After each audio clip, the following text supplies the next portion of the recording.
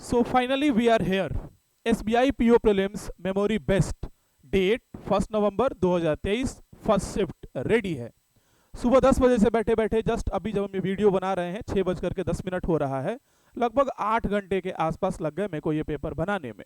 बच्चों से फीडबैक लेते रहना, तमाम तरह की चीज़ें करना, करते करते पेपर जा करके अभी रेडी हुआ। अगर चाहते तो एक नॉर्मल जो था उस टाइप का हम बना करके रख देते आपके सामने, बट मेरा प्रयास होता है कि हम एग्जैक्ट रेप्लिका आपको पेश करने का कोशिश करें।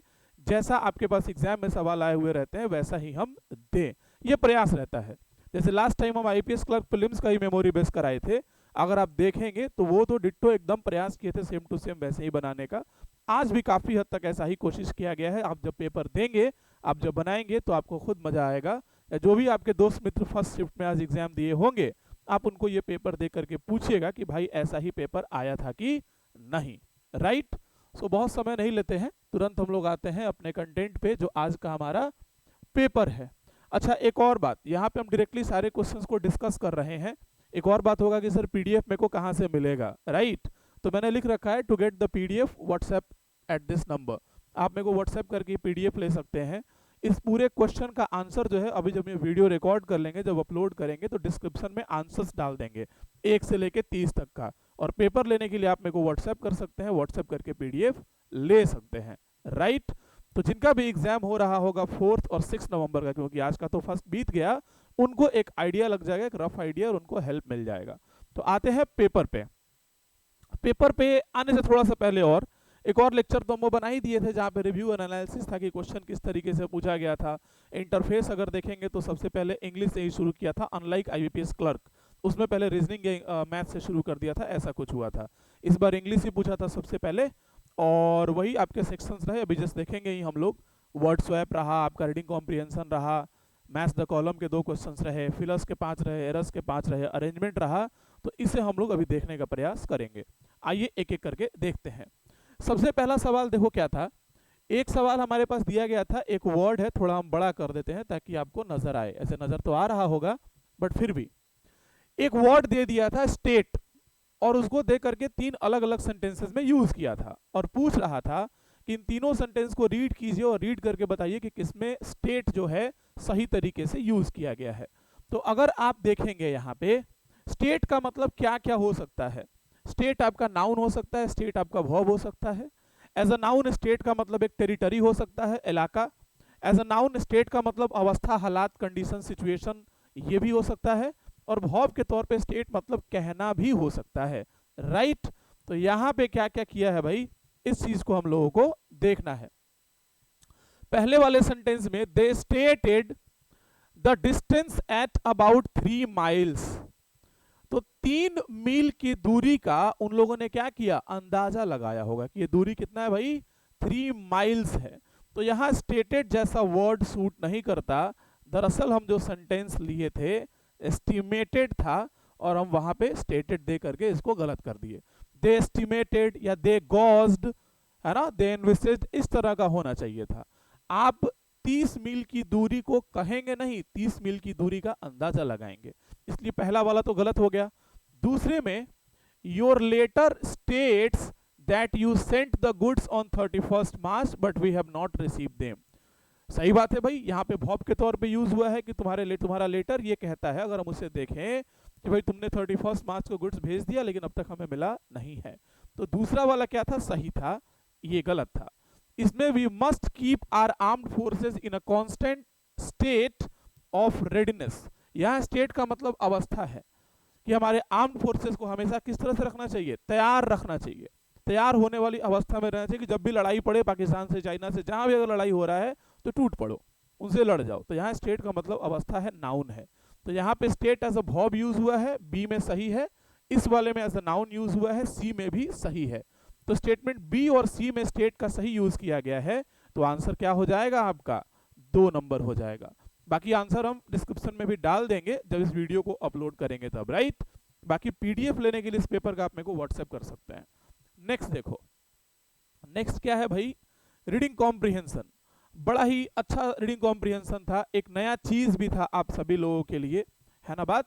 तो उसने भाई पिंक टैक्स, इस तरह का जैसा आपको दिख ही रहा है कि pink tax is commonly use to describe a situation. पूरा टॉपिक पिंक टैक्स पे था कि पिंक टैक्स क्या होता है, पिंक टैक्स से महिलाओं को कैसे नुकसान होता है, अलग अलग देश में इससे रिलेटेड क्या हालात हैं, अलग अलग देश और मुल्कों की सरकारों ने इससे रिलेटेड क्या किया, और अंत कुछ इस तरीके का था कि महिलाओं ने इसके लिए क्या किया। जब पीडीएफ देंगे तो आप में से पीडीएफ लेकर के वहां से पढ़ लीजिएगा, राइट। अब देखो भाई, डायरेक्टली क्वेश्चन पे आते हैं हम लोग। ओके, क्वेश्चन क्या क्या है हमारे पास। सबसे पहला क्वेश्चन है, which of the following would suit the blank indicated as A in the passage। Passage में एक ब्लैंक दे दिया था और पूछ रहा था कि उस ब्लैंक में से इन 5 वर्ड में से कौन कौन फिल होगा। अगर आप देखेंगे ये पैसेज तो फर्स्ट पैराग्राफ में ही एक ब्लैंक है, नोटिस कीजिए यहां पे दिया हुआ है, according to experts the pricing disparity. Disparity का मतलब होता है डिफरेंस, अंतर, कि महिलाओं और पुरुष जब दोनों सामान खरीदने जा रहे हैं तो दोनों के लिए जो प्राइसिंग है उसका जो अंतर है, डिस्पैरिटी है, वो इस ब्लैंक मार्केट फोर्सेस। तो अब यही पता करना था कि इस ब्लैंक में क्या आता, जो क्वेश्चन हमारा यहाँ पे दिया था। तो इसका आंसर हो जाएगा भाई ड्यू टू। क्या हो जाएगा? ड्यू टू, कि ये जो डिफरेंसेस देखने को मिल रहा है प्राइसेस में पुरुषों के लिए महिलाओं के लिए, उसमें अंतर क्यों है? मार्केट फोर्सेस के कारण। मार्केट में ऐसे एलिमेंट्स एक्टिव हैं जिनके प्रेशर, जिनके दबाव या तमाम तरह की चीजों के कारण ये बढ़ जा रहा है। तो ड्यू टू आपका आंसर हो जाता। अब एक दो चीज और भी देख सकते हो, देयरफॉर तो वैसे भी नहीं होता। देयरफॉर क्यों नहीं होता? क्योंकि देयरफॉर कंजंक्शन है, और कंजंक्शन आप जब भी यूज करते हैं तो उसके बाद वाले पार्ट में वर्ब आना चाहिए। अगर आप यहाँ पे नोटिस करेंगे तो इसमें वर्ब तो था ही नहीं, राइट। अगर आप नोटिस करेंगे यहाँ पे तो ब्लैंक मार्केट फोर्सेस, कंजंक्शन तभी यूज होता है बाबू जब उसके बाद वाले पार्ट में कोई भी सेंटेंस सोच के देखो, आप देयरफॉर यूज कीजिए और कोई भी सेंटेंस सोचिए उसके बाद वर्ब आएगा ही आएगा अगर आप यूज करेंगे तो। लेकिन यहाँ पे क्योंकि कोई भी वर्ब नहीं है इसलिए देयरफॉर बी वाला ऑप्शन तो वैसे भी नहीं होता। बाकी आप और चेक कीजिएगा तो पता चल जाएगा आपको कि ड्यू टू वाला वहां पे आंसर होता। तो 2 नंबर का आंसर क्या हो जाता? 2 का आंसर ड्यू टू। कुछ एक स्टूडेंट ने जो मेरे को फीडबैक दिया एग्जाम के बारे में बता रहा था, उसने विदाउट कर रखा था, तो विदाउट गलत है भाई, करण नाम है उनका, गलत है, विदाउट नहीं होगा। चलो आगे देखो, which of the following is true regarding Singapore. Singapore से रिलेटेड कौन कौन सा स्टेटमेंट जो पैसेज में दिया गया है वो सही है, ये हमें पता करना है। आइए देखते हैं। Women in Singapore have to pay more premiums for care shield life, ये स्टेटमेंट सही है। आप जब रीडिंग कॉम्प्रिहेंशन पढ़ेंगे तो पता लगेगा, पहला स्टेटमेंट सही है सिंगापुर से रिलेटेड। यहां महिलाओं को पुरुषों की तुलना में ड्राई क्लीनिंग और रेजर्स के लिए ज्यादा पैसा देना पड़ता है, ये भी सही है। इसके बाद क्या है तीसरा वाला, car shield life is a national short term, ये गलत है। शॉर्ट टर्म नहीं लिखा था, आप जब कंटेंट पढ़ेंगे तो वहां लॉन्ग टर्म लिखा हुआ मिलेगा, शॉर्ट टर्म नहीं था, लॉन्ग टर्म, इसलिए तीसरा क्या हो गया? गलत हो गया। तो पहला और दूसरा सही है, तो हमारा आंसर क्या हो जाता भाई? आंसर हमारा हो रहा होता 3 नंबर क्वेश्चन का 5, बोथ 1 एंड 2। ये सवाल देखो, ये सवाल काफी इंटरेस्टिंग सवाल है। ऐसा सवाल आमतौर पर हम अपने इंग्लिश का जो टेस्ट सीरीज होता है मेरा स्पेशल टेस्ट, उसमें भी शामिल करते रहते हैं। जो बच्चे मेरा टेस्ट लगाते हैं उनको ये क्वेश्चन मिलते रहता होगा, हम थोड़ा बहुत देते हैं अपने पेपर को थोड़ा डिफरेंट रखने के लिए। ये सवाल आप सिर्फ मेरे ही पेपर में आमतौर पर देखिएगा। क्या लिखा है भाई? द पिंक टैक्स, पहले सवाल देखो, What do you think of the validity of this statement given below? नीचे एक स्टेटमेंट दिया गया है, आपको उस स्टेटमेंट की वैलिडिटी के बारे में क्या लगता है? स्टेटमेंट क्या है? The pink tax is enforced by the government, कि पिंक टैक्स जो है गवर्नमेंट के द्वारा लगाया जाता है। क्या लगता है आपको? ये स्टेटमेंट बिल्कुल और लगभग सही है, लगभग गलत है, बिल्कुल सही है, बिल्कुल गलत है, और कहा नहीं जा सकता है, राइट। हालांकि प्रोबेबली ट्रू, प्रोबेबली फॉल्स लगभग एक जैसे स्टेटमेंट्स हैं, ये जानबूझ के दिया ही जाता है कंफ्यूज करने के लिए, क्योंकि इस तरह के क्वेश्चन में आंसर आपका 3 ही हो सकता है, या तो डेफिनेटली ट्रू, डेफिनेटली फॉल्स, बस यही दो, ये और ये आमतौर पे नहीं ही होता है, क्योंकि जो प्रोबेबली ट्रू है वो प्रोबेबली फॉल्स भी है, तो कैसे कहेंगे, बट जानबूझ के दिया था आपको उलझाने के लिए। फिलहाल सवाल पे आइए। सवाल कह रहा है कि जो पिंक टैक्स है वो सरकार के द्वारा दिया जाता है, ये सही है कि गलत? अगर आप कंटेंट पढ़ेंगे ना तो आपको यहां नजर आएगा, फर्स्ट पैराग्राफ में लिखा हुआ था कि जो सरकारें हैं वो नहीं लगाती हैं ये टैक्स। हाँ देखिए, यहां पे आपको लिखा हुआ मिल जाएगा, क्या लिखा हुआ है the pink tax is not enforced by the government. Pink tax जो है वो सरकार के द्वारा नहीं लगता है। और हमने जो स्टेटमेंट देखा उसमें क्या लिखा हुआ है? स्टेटमेंट में लिखा हुआ है कि पिंक टैक्स हमारी सरकार लगाती है। लिखा है ना, the pink tax is enforced by the government. तो ये स्टेटमेंट क्या हो गया? Definitely false. इसलिए आंसर क्या हो जाएगा? 4 का 4 हो जाएगा, क्योंकि सरकार नहीं एनफोर्स करती है, कंपनियां एनफोर्स करती हैं। तो हमने देखा था ना शुरू में, जहां पे कि ड्यू टू मार्केट फोर्सेस, तो मार्केट में ऐसे ऐसे फोर्सेस हैं, जाइंट्स हैं, कंपनियां हैं प्रोडक्ट बनाने वाली, उन लोग प्रेशराइज करके चीजों को ऐसा करती हैं। 4 नंबर हमारा, 4 नंबर का आंसर 4 हो जाएगा। 5 नंबर देखेंगे। 5 में क्या है? The examples of pink tax in India does not include, include नहीं, डज नॉट इंक्लूड। भारत में पिंक टैक्स के बहुत सारे एग्जाम्पल्स दिए गए हैं। जब रीडिंग कॉम्प्रिहेंशन आप पढ़ेंगे, पीडीएफ हम बार बार कह रहे हैं, आप मेरे को व्हाट्सएप करके पीडीएफ ले लीजिएगा और आंसर हम डिस्क्रिप्शन में डाल देंगे, या वीडियो लगातार देख रहे हैं तो हम आंसर बता ही रहे हैं, वहां से ही पता लग जाएगा आपको।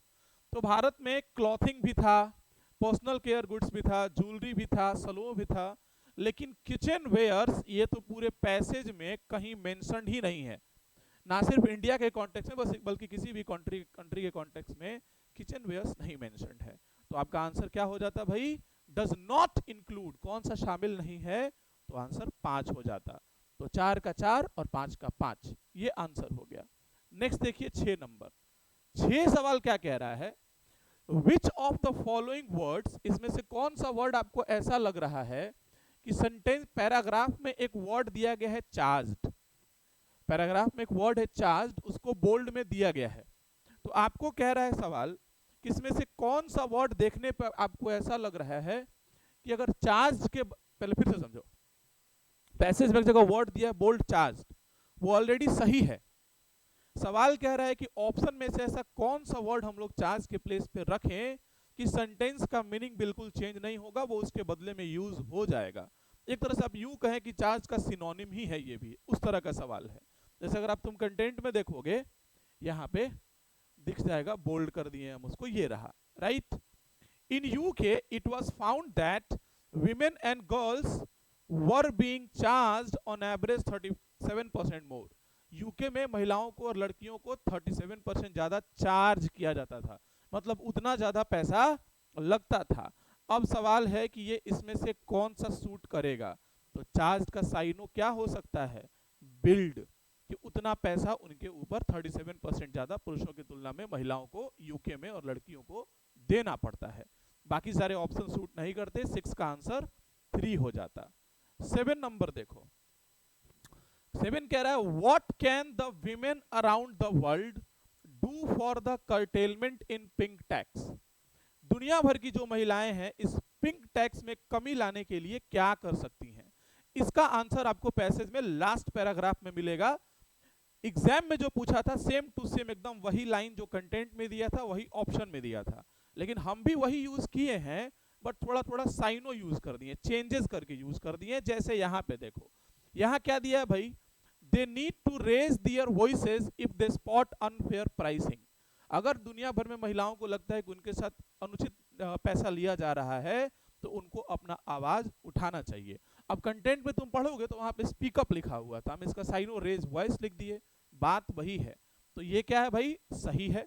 इसके बाद they need to get educated about pricing disparities. Pricing disparity हम सेम उठा लिए हैं कि प्राइस में जो अंतर है उनको इस बात के लिए बताना चाहिए, उनको इस बात के लिए इंफॉर्मेशन मिलना चाहिए, ये भी बात लिखा था। तीसरा क्या था? They need to mobilise. अब देखो यहाँ पे लिखा था गैदर, कंटेंट में हम लिख दिए मोबाइलाइज, बात वही है। उनको आपस में एक भीड़ जुटाना चाहिए। एंड एजिटेट, कंटेंट में लिखा था प्रोटेस्ट, हम लिख दिए एजिटेट, बात सेम है कि आपस में इकट्ठा होकर के जो भी बड़ी बड़ी कंपनियां हैं उनके खिलाफ धरना देना चाहिए, उनके खिलाफ विरोध प्रदर्शन करना चाहिए, मार्च करना चाहिए, रैलियां निकालना चाहिए। तो बेसिकली 1 भी सही था, 2 भी सही था, 3 भी सही था। तो 7 का आंसर क्या हो जाएगा? 4 नंबर। क्या होगा? 4 नंबर, राइट। पेपर हम काफी अच्छा बनाने का प्रयास किए, अगर हम चाहते तो बिल्कुल 11 बजे आकर के एक पेपर मेमोरी बेस बना करके दे सकते थे आपके सामने 11 या 11:30 बजे, लेकिन नहीं, जैसे कई सारे और भी लोग करके रख चुके हैं कि बस जिस तरह का टाइप पूछा टाइप सब क्वेश्चंस दे दिए हैं। मैंने प्रयास ये भी किया है कि बिल्कुल जो कंटेंट है ना हम कंटेंट भी मैच करा दे, कंटेंट को सेम करें, इसलिए कब से गूगल खंगाल खंगाल के अभी वहाँ से यहाँ से इधर उधर आर्टिकल उठा करके आपके सामने पेश कर रहे हैं। तो काफ़ी अच्छा पेपर है ये, जो भी लोग फर्स्ट शिफ्ट में एग्जाम दिए होंगे आप उनको दिखा करके पूछिएगा तो आपको मालूम चलेगा। देखो 8 नंबर, 8 में कह रहा है कि कौन सा स्टेटमेंट इसमें से ट्रू है पैसेज के अकॉर्डिंग, कौन सा सही है। पहला स्टेटमेंट में अगर तुम देखोगे, चेक कर लेना, $90 मिलियन नहीं 80 मिलियन होगा, इसमें यह मसला था। 2 नंबर वाले में सही है, 13% ही था, ये सही है आपका। उसके बाद तुम देखोगे पहला वाला में क्या होता, पहले वाले में 80 मिलियन, ये यहाँ पे 13% सही है, ये गलत है, यहाँ 80 होता। पैसेज में देखिएगा 3 नंबर में ऐसे ही ये 22% गलत है, 22 नहीं 12 होता। क्वेश्चन हम ही बनाए इसलिए मेरे को फटाक से पता है भाई, उतना पढ़ने की जरूरत नहीं है। नेक्स्ट वाले में देखोगे क्या है, $3300 नहीं $2300 है कंटेंट में, तो चौथा भी गलत है। और यहाँ लिख दिया है इन दिल्ली, तो दिल्ली में नहीं किया गया था, सिंगापुर में किया गया था, इसलिए पांचवा भी गलत है। तो आंसर क्या हो जाएगा 8 नंबर का, 8 नंबर का आंसर होगा दूसरा। आइए 9 नंबर देखते हैं। सिंस का सिनोनिम पूछ रहा था, बहुत सारे बच्चे इसमें भी शायद गलत कर गए हैं। सिंस, देखो एक तो सिंस प्रीपोजिशन भी है, जैसे I have been living here since 2008, तो वहां पे प्रीपोजिशन है। हम बताया ना कि प्रीपोजिशन के बाद वर्ब नहीं चाहिए, कंजंक्शन के बाद वर्ब चाहिए। तो जब भी सिंस प्रीपोजिशन की तरफ फंक्शन करता है तो वहां पे से का सेंस देता है कि 2008 से रह रहे हैं, राइट। फॉर भी यही चीज हो जाता है। तो यहाँ पे सिंस प्रीपोजिशन भी है, कंजंक्शन भी है। पहले तो आपको ये देखना था कि सेंटेंस में कैसे यूज किया है, क्योंकि कंजंक्शन के तौर पे सिंस का सिर्फ और सिर्फ एक ही मतलब होता है, क्योंकि। जैसे since I am ill I can not come, तो क्योंकि का सेंस देता है। अगर आप कंटेंट में देखना चाहेंगे तो कंटेंट में आके देख लीजिए, उसी के हिसाब से सिनोनिम ढूंढना था। व्हाट्सएप करके पीडीएफ ले लेना तुम लोग, काफी आसानी हो जाएगा आपके लिए, राइट। देखिए ये रहा सिंस, कह रहा है since women are of powerful group of consumers, तो क्या लिख दिया भाई, सिंस वीमेन आर। अब देखो हम क्या बोले, सिंस कंजंक्शन भी है, प्रीपोजिशन भी है। पता कैसे लगाएंगे, पीछे वाले क्वेश्चन में भी सिखाए थे। कंजंक्शन के बाद वर्ब आता ही है, तो यहाँ पे देखो वीमेन आर, आर नाम का वर्ब आपको मिल रहा है। आर नाम का वर्ब मिलने का मतलब ये कंजंक्शन बना है, कंजंक्शन बना है तो सिंस का मतलब क्या होगा, क्योंकि। तो क्योंकि के लिए सिनोनिम यहाँ पे क्या हो जाएगा, एज। क्या होगा भाई, एज हो जाएगा यहाँ पे। तो सिंस का आप साइनो लगा रहे होते, एज। लगभग लगभग यही सारे ऑप्शंस भी दिए गए थे। एज मतलब ही क्योंकि, बाकी फ्रॉम तो प्रीपोजिशन होगा, वैसे भी नहीं होगा, अगो भी प्रीपोजिशन हो जाएगा, नहीं होगा, और इन दोनों का मीनिंग ही ऑल्टर होता है, इसलिए आंसर क्या होता, एज हो जाता। चलिए 10 नंबर देखते हैं। 10 में कह रहा है कि choose a synonym for the word form. Form का सिनोनिम आपको चूज करना था। कंटेंट जब पढ़ोगे पता लग जाएगा। In the form of is a form of tax, मतलब टैक्स का एक प्रकार है, एक काइंड है। पैसेज पढ़ लेना, बार बार वहां जाएंगे तो टाइम जाया होगा, वीडियो लंबा बन जाएगा। यहाँ काइंड प्रकार के सेंस में यूज हुआ था, तो इसका प्रकार वाला सेंस कौन देगा, 4। तो 10 का आंसर क्या हो जाता, 4 हो जाता। तो ये रहा आपका रीडिंग कॉम्प्रिहेंशन। अब आ जाओ सेंटेंस अरेंजमेंट में, राइट। अगर आप सेंटेंस अरेंजमेंट देखेंगे तो सेंटेंस अरेंजमेंट में क्या किया हुआ था, सेंटेंस अरेंजमेंट में ये बताया था, सोशल मीडिया इन्फ्लुएंसर्स पे दिया हुआ था। किस पे था, सोशल मीडिया इन्फ्लुएंसर्स पे। एक रिसर्च में ये बात सामने आया है कि कंपनियां आजकल डिजिटल मार्केटिंग पे ज्यादा रिलाई कर रही हैं, और उसमें भी सोशल मीडिया इन्फ्लुएंसर्स पे ज्यादा रिलाई कर रही हैं। उन तक पहुंच रही हैं, उन तक पहुंच करके अपने ब्रांड का एंडोर्समेंट करा रही हैं। और क्योंकि उन तक पहुंच रही है, उन लोगों को भी ये पता है, तो इन्फ्लुएंसर को जो सबसे ज्यादा पैसा दे रहा है कंपनी, उसके ब्रांड को एंडोर्स कर दे रहे हैं। हालांकि एंडोर्समेंट में एक इंपॉर्टेंट फैक्टर ये भी है कि जो भी इन्फ्लुएंसर्स है वो कितने अच्छे हैं, उनका लॉयल्टी कितना है, उनका कैरेक्टर कितना अच्छा है, ये सभी फैक्टर्स हैं। और इन सारे फैक्टर्स को देखते हुए कंपनियां लगातार उनके पास जा रही हैं, उनको अप्रोच कर रही हैं। और इसी कड़ी में इन्फ्लुएंसर को अपने हिसाब से यूज करने की कड़ी में पॉलिटिशियंस भी आज शामिल हो गए हैं। वो भी अपने कैंपेनिंग के लिए, प्रचार करने के लिए, इलेक्शन जीतने के लिए उनका यूज कर रहे हैं। यही आपका सेंटेंस अरेंजमेंट था। तो अब जरा सा देखो अरेंजमेंट जब बनाओगे, तो जब अरेंजमेंट आप बनाएंगे तो इसमें पहले स्टेटमेंट में क्या लिख दिया है, मीनवाइल। तो मीनवाइल मतलब कुछ हो रहा होगा तभी तो आप इसको कहेंगे ना कि भाई इन सब चीजों के बीच में, इसका मतलब ये स्टार्टर नहीं होता। बी में और recent report publish in the daily journal this this, उसमें ऐसा ऐसा बात कहा गया, हो सकता था स्टार्टर ये।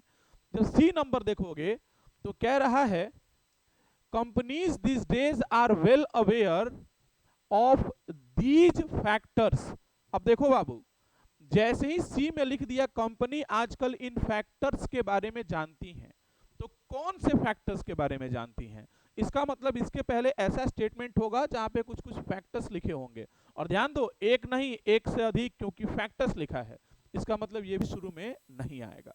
उसके बाद अगर डी वाले में पढ़ोगे, डी में लिख रहा है बिसाइड्स, इसके अलावा पॉलिटिशियन भी ऐसा ऐसा कर रहे हैं, इसका मतलब ये भी शुरू में नहीं आएगा। ई वाले में देख लो क्या लिखा हुआ है, ई वाले स्टेटमेंट में लिखा है as they have large fan base, तो एज दे हैव, तो दे नाम का प्रोनाउन जैसे ही आ गया तो इसके पहले कोई नाउन आया होगा, तो किनका लार्ज फैन बेस है, पहले कुछ मेंशन होगा तभी वो आएगा। इसका मतलब स्टार्टर हमारा कौन होता, स्टार्टर हमारा आंख बंद करके बी वाला हो जाता। कौन सा हो जाता, बी वाला, जो आपके एग्जाम में आया था उसका भी स्टार्टर बी ही था, तो बी हम स्टार्टिंग में लिख देते, एक रिपोर्ट के हिसाब से ऐसा ऐसा हो रहा है। अब जब कंपनियां पैसा दे रही हैं तो इन्फ्लुएंसर उन पैसे को ले रहे हैं, जो हम लोग ई में देखे थे, बी के बाद ई वाला पार्ट आता। अच्छा एक चीज ऐसे भी नोटिस करो, हम सी में क्या बोल रहे थे कि दीज फैक्टर्स लिखा है, तो दीज फैक्टर्स मतलब इसके पहले ऐसा स्टेटमेंट आना चाहिए जहां पे एक से अधिक फैक्टर लिखा गया हो, तो दरअसल वो फैक्टर ई में था और वो फैक्टर ए में था। ई में क्या था कि उनका लार्ज फैन बेस है, और ए में देखोगे मीनवाइल द मेजर फैक्टर्स, लिख दिया ना फैक्टर्स यहाँ पे, तभी ना दीज फैक्टर्स हो गया, कंपनियां इन फैक्टर्स को दिमाग में रख रही हैं कि मेजर फैक्टर जो कस्टमर के परचेजिंग डिसीजन को इन्फ्लुएंस करता है वो क्या क्या है भाई, तो इन्फ्लुएंसर की क्रेडिबिलिटी भी इंपॉर्टेंट है, राइट, क्यों कितना क्रेडिबल है। तो बेसिकली बी, बी के बाद ई, ई के बाद ए, और यही सारे फैक्टर्स को कंपनियां क्या कर रही हैं, कंसीडर कर रही हैं। ए के बाद कौन, C, companies this days are well aware of this factors. अब ये सारा का सारा कंपनी के रिस्पेक्ट में था, अब कह रहा है कि नेता भी इस भीड़ में पॉलिटिशियन शामिल हो गए हैं, तो अरेंजमेंट क्या बनता आपका, बी ई ए सी डी। एग्जाम में अरेंजमेंट इसी टॉपिक में पूछा था, काफी हद तक हम प्रयास किए 70-80% कंटेंट मैच कर देने का, कुछ खुद से लिख दिए हैं, कुछ खुद से कहीं कहीं खोज के टाइप करके कॉपी कर दिए हैं, ऐसा किया हुआ है, राइट। चलिए अरेंजमेंट आपका बी ए एस डी होगा, इसके हिसाब से आंसर बना लीजिएगा। 15 के बाद हम लोग आएंगे 16 नंबर पे। 16 नंबर से एरर सेक्शन है, कॉमन एरर। बहुत ही आसान सवाल थे एरर्स के, बहुत ही आसान बिगिनर टाइप बेसिक सवाल, आप उसको बना सकते हैं। क्या है भाई, अगर देखोगे लिख रहा है the petrochemical industry in recent years have, यहां हैव नाम का वर्ब मिला, एग्जैक्टली यही था, हैव था, उसका सब्जेक्ट इंडस्ट्री दिया गया था और हैज करना पड़ता है, एग्जाम में यही पूछा गया था, सेंटेंस ये नहीं था बट एरर यही था, वर्ड यही था, यही सारा चीज था। तो इस हैव नाम के वर्ब का सब्जेक्ट अगर देखोगे तो क्या मिलेगा, इंडस्ट्री। सब्जेक्ट कौन है, इंडस्ट्री। अब वर्ब का सब्जेक्ट क्या कैसे होता है, क्लासरूम प्रोग्राम में हम कई बार पढ़ा चुके हैं, बहुत अच्छे से पढ़ा चुके हैं, यूट्यूब पे भी आए हुए मेरे को 2-3 महीने हो ही रहा है, प्रयास करेंगे इसमें भी कुछ कुछ लेक्चर डाल दे जो इंपॉर्टेंट होता है ताकि आपको फायदा मिले। तो बेसिकली हैव का सब्जेक्ट इंडस्ट्री है, तो इंडस्ट्री सिंगुलर है तो यहाँ हैव नहीं होता, हैज हो जाता। ये एरर था 16 नंबर क्वेश्चन में। 17 नंबर क्वेश्चन देखेंगे, the bush fires caused by years of severe drought and extreme weather were amongst one of the deadliest bush fires over Australia, नहीं इन ऑस्ट्रेलिया। एक प्रीपोजिशन का भी एरर था, जैसा करण बता रहे थे, स्टूडेंट बता रहे थे उनके हिसाब से। 6-7 स्टूडेंट से हालांकि बात करें, करण, प्रियरंजन, मोनिका, पूजा, फिर रजनीश, अंकित, ऐसे बहुत सारे स्टूडेंट जिनसे हम पूछ पूछ करके सारा एनालिसिस करके पेपर बनाए हैं। यहाँ पे क्या होता भाई, जो बुश फायर हुआ था वो ऑस्ट्रेलिया के इतिहास में सबसे ज्यादा डेडलीस्ट था, तो इन ऑस्ट्रेलिया, ओवर नहीं, तो 18 नंबर में, 17 नंबर में ओवर के प्लेस पे इन करना पड़ता। 18, 19, 20 इसको देखो जरा सा। 18 में क्या है, 2 + V1, तो 2 न्यू नहीं होता, 2 नो होता वहां पे, तो कर देंगे 2 नो। 19 नंबर में क्या होगा, 19 ध्यान दो लिखा है वेपन्स ऑफ मास डिस्ट्रक्टिव, बिल्कुल यही सवाल आया था ये प्लेस किसका है, नाउन का प्लेस है ना, वेपन्स ऑफ मास डिस्ट्रक्शन। तो आई भी ई लगाने से जो एडजेक्टिव बना है उसके प्लेस पे आई ओ एन लगा करके हम लोग नाउन बना देंगे। तो वेपन्स ऑफ मास डिस्ट्रक्टिव नहीं होना चाहिए था, वेपन्स ऑफ मास डिस्ट्रक्शन होना चाहिए था। तो क्या करते आप यहाँ पे डिस्ट्रक्शन कर देते, राइट। 20 नंबर सवाल ठीक ठाक है, 20 नंबर सवाल में कोई दिक्कत नहीं है, ये सही है, इसमें नो एरर होगा, आंसर 1 हो जाएगा। 20 नंबर सवाल सही था। 16, 17, 18, 19, 20 5 सवाल आपके एरर से भी पूछ रखे थे। अब देखते हैं फिलर्स में 21 से 25, फिर 3 क्वेश्चन वर्ड स्वैप का होगा और बाकी सारे क्वेश्चंस होंगे। 21 नंबर देखो, many students are studying less, आजकल बहुत सारे स्टूडेंट कम पढ़ रहे हैं, and not blank their full potential, और अपने फुल पोटेंशियल को क्या नहीं कर रहे हैं, यूज नहीं कर रहे हैं। तो क्या हो जाता है इसका आंसर, हार्नेसिंग हो जाता। ये क्वेश्चन चैट जीपीटी से मांगे थे हम, राइट, क्योंकि स्टूडेंट ने मेरे को बोला कि सर एक स्टूडेंट वर्ड था उसमें एनालिसिस था, आंसर हार्नेसिंग होगा, तो हम डाल दिए वहां पे, राइट, कि भाई स्टूडेंट एनालिसिस हार्नेसिंग को यूज करके मेरे को एक सेंटेंस दो, तो उसने जो दिया हम यहाँ पे उठा करके डाल दिए। तो इसका आंसर क्या हो जाएगा, हार्नेसिंग हो जाएगा। जैसे कुछ लोग सोच सकते हैं कि सर वेस्टिंग नहीं लगा दें, भाई ऑलरेडी कम पढ़ रहे हैं, और कम पढ़ रहे हैं तो अपने फुल पोटेंशियल को क्या कर रहे होंगे, वेस्ट कर रहे होंगे कि नहीं कर रहे होंगे, वेस्ट कर रहे होंगे। यहां अगर नॉट हटा देता ना तो वेस्टिंग आंसर सही हो जाता, नॉट लगा दिया इसलिए वेस्टिंग नहीं होगा, क्योंकि माइनस माइनस मिलके प्लस हो जाएगा ना, हमको तो टोन माइनस रखना है, इसीलिए आंसर 1 होता है। ये सब एकदम बाबू टाइप था। 22 नंबर देखो, the research analysis blank important insights into the market trends, right. The research analysis क्या है, सब्जेक्ट, सब्जेक्ट के बाद क्या आएगा, वर्ब, सिंगुलर सब्जेक्ट है तो सिंगुलर वर्ब होना चाहिए था, नहीं तो फिर पास्ट में लगा दो, V2 लगा सकते थे। ध्यान रखो ये क्या है भाई, सिंगुलर सब्जेक्ट है, तो V3 और V4 लगा नहीं सकते हैं। V3 V4 क्यों नहीं लगा सकते हैं, क्योंकि V3 V4 लगाने के लिए ऑक्सिलरी चाहिए। दुनिया का कोई भी वर्ब, दुनिया का कोई भी V3 या V4 तब तक वर्ब नहीं कहलाएगा जब तक उसके पहले ऑक्सिलरी नहीं होगा, राइट। तो इसमें ऑक्सिलरी है नहीं, इसीलिए हम लोग क्या करेंगे, 4 नंबर को छांट दिए, क्योंकि ये V3 है, V3 V4 होने के लिए ऑक्सिलरी चाहिए। सील्ड को छांट देंगे क्योंकि ये V1 है, एस होता तो हम लोग सोच भी सकते थे। डिस्कार्ड को भी इसीलिए काट देंगे, एस होता तो सिंगुलर सोच भी सकते थे, क्योंकि सब्जेक्ट एनालिसिस क्या है, सिंगुलर है। सिग्नल में भी एस लगता तो सोच भी सकते थे। तो आंसर कौन हो गया, 2 नंबर आपका आंसर हो गया। नेक्स्ट सवाल देखिए आप, 23 नंबर। 23 में कह रहा है the visuals of swollen reverse, मतलब नदियों में जो उफान पे थी नदियां, स्वोलन का मतलब क्या होता है, फूल जाना, लेकिन यहाँ नदियां कभी फूलेंगे नहीं, उसमें पानी जब बहुत बल्क में आ जाता है उसको बोलते हैं स्वोलन रिवर्स। नदियों में पानी आ गया था, हर जगह मड फ्लड्स डेवोरिंग था, तो सब कुछ जो भी रास्ते में दिख रहा था वो सारा नजारा कैसा होगा बाबू, सीनिक मतलब मस्त होगा, ब्यूटीफुल मतलब खूबसूरत होगा, प्लीजिंग मतलब बढ़िया होगा, नहीं माइनस होगा ना। पूरा तो आंधी तूफान आया है, पूरा हर जगह नदी उफान मार रहा है, फ्लड आया है, बाढ़ आया है, वो खराब नजारा होगा। तो खराब के लिए आंसर या तो 4 होता या तो 5 होता, क्योंकि यही 2 नेगेटिव वर्ड है, बाकी सब तो पॉजिटिव है। लेकिन वो जो नजारा था, जो रास्ता था, वो कैसा होगा, डिस्टर्ब्ड नहीं डिस्टर्बिंग होगा। डिस्टर्ब्ड और डिस्टर्बिंग में क्या अंतर है, इंटरेस्टेड और इंटरेस्टिंग में क्या अंतर है, टायर्ड और टायरिंग में क्या अंतर है, वही यूज किया गया है। टायर्ड मतलब जो थका हुआ है, और टायरिंग मतलब जो थका दे। इंटरेस्टेड मतलब जिसको रुचि है, और इंटरेस्टिंग मतलब जिसको पढ़ के रुचि आ जाए, जिससे रुचि आ जाए। ऐसे ही यहाँ पे लिखा हुआ है क्या भाई, डिस्टर्ब्ड, तो डिस्टर्ब मतलब जो परेशान है, और डिस्टर्बिंग मतलब जो आपको परेशान कर दे। तो यहाँ पे अगर डिस्टर्बिंग होता तो हम लोग लगा सकते थे, इसीलिए आंसर क्या हो जाएगा, हॉरिफिक हो जाएगा। नेक्स्ट देखेंगे 24 नंबर। 24 में क्या है, the existing infrastructure is Holi इनएडिक्वेट, जो अभी का इंफ्रास्ट्रक्चर है वो क्या है, अडेक्वेट नहीं है, इनअडेक्वेट है, पर्याप्त नहीं है, अपर्याप्त है।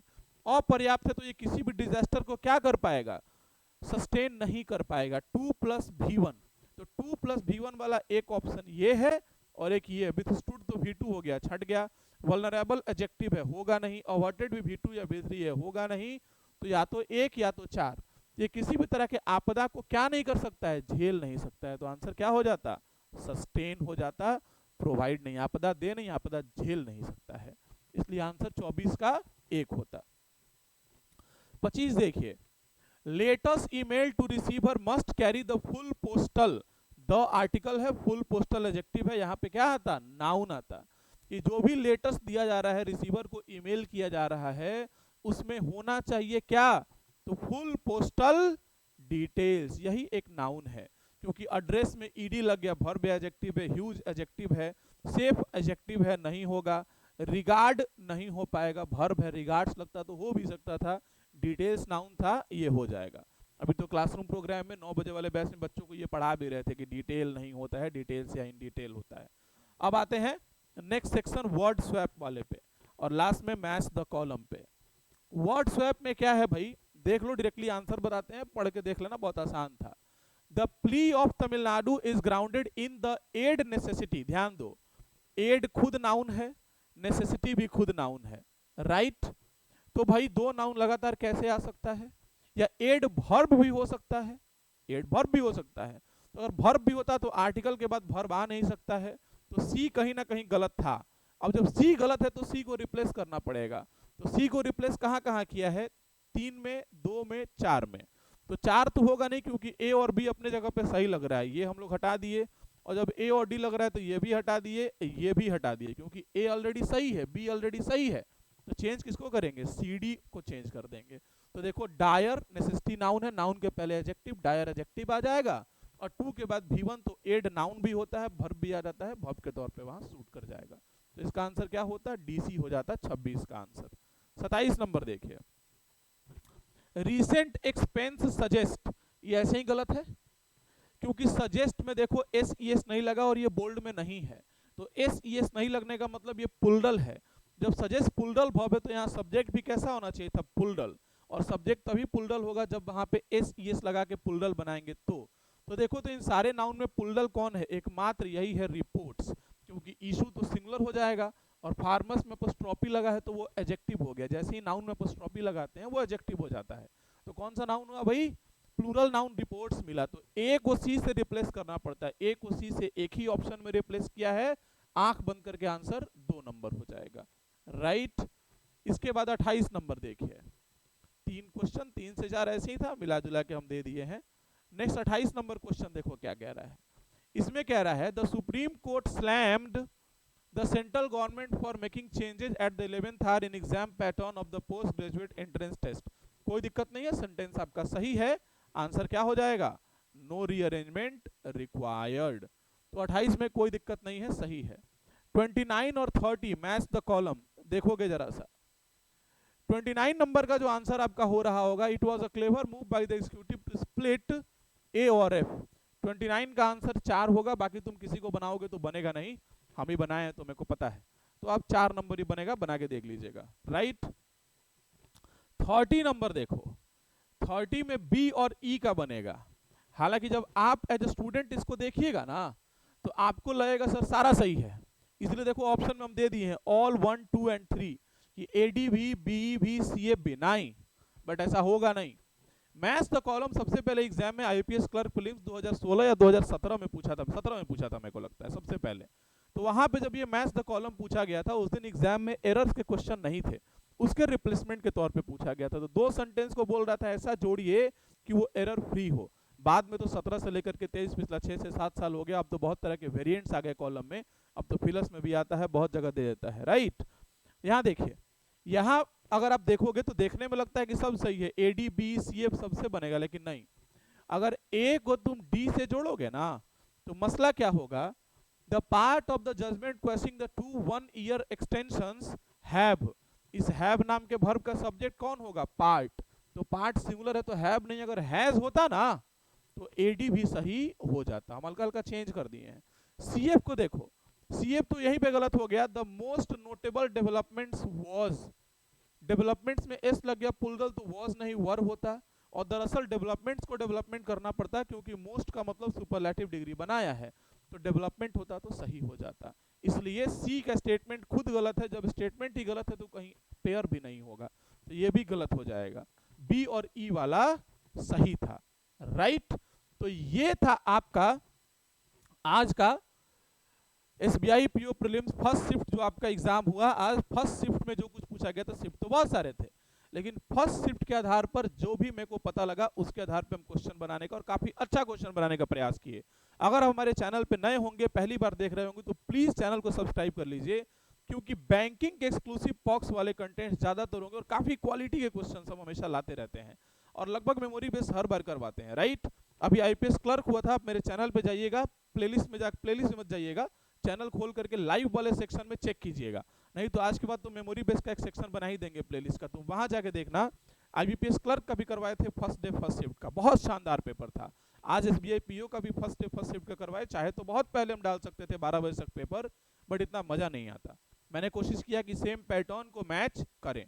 तो yes, please do subscribe our channel, और जो भी आपके दोस्त मित्रों, बस हम लोग अभी नए नए एंटर ही किए इस फील्ड में, प्रयास करेंगे काफ़ी अच्छा और बेहतर कंटेंट आपके लिए लाएं।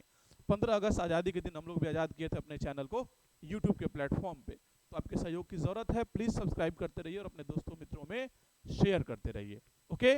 और दोबारा से बता दें, पेपर का पीडीएफ आपको चाहिए होगा, मेरे को व्हाट्सएप करके, नंबर दिख रहा है आपका, ऊपर भी दिख रहा है और नीचे भी दिख रहा होगा नंबर, आप वहाँ पे मेरे को व्हाट्सएप करके ले सकते हैं, यही सेम नंबर है और ऊपर हर पेज पे भी लिखा हुआ है, तो आप व्हाट्सएप करके पेपर का पीडीएफ ले सकते हैं।